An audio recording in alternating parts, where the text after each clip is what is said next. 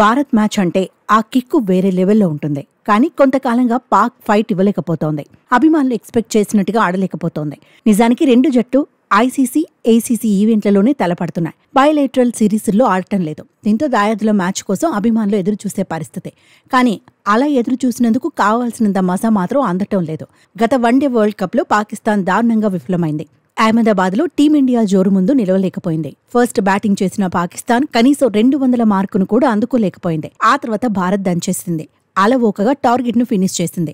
T20 world cup లోనూ భారత జట్టును పాకిస్తాన్ పెద్దగా ఇబ్బంది పెట్టలేదు. ఛాంపియన్స్ ట్రోఫీలో అయినా ఆతిథ్య జట్టుగా పోటీ ఇవ్వాలని క్రికెట్ లవర్స్ కోరుకున్నారు. కానీ పాక్ మాత్రం మారలేదు. చిన్న జట్టులాగే ఆడింది.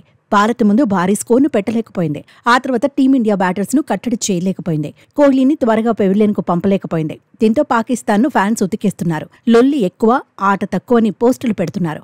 ఆతిథ్య జట్టు కనీసం సెమీస్ కూడా చేరే పరిస్థితి లేదని ఆడేసుకుంటున్నారు. టోర్నీని 19న మొదలుపెట్టి 23తోనే ఎగ్జిట్ కు దారేసుకుందని ఫ్యాన్స్ బౌన్సర్లు సంధిస్తున్నారు.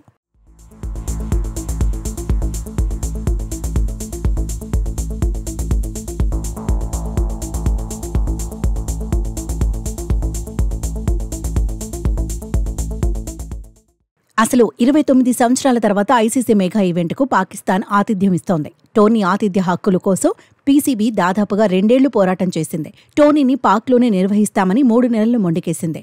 హైబ్రిడ్ మోడల్లో నిర్వహించేందుకు ససేమిరా అంది. పాక్లో పర్యటించేది లేదని బీసీసీఐ చెప్పడంతో ఆ తర్వాత కండిషన్స్ పెట్టింది.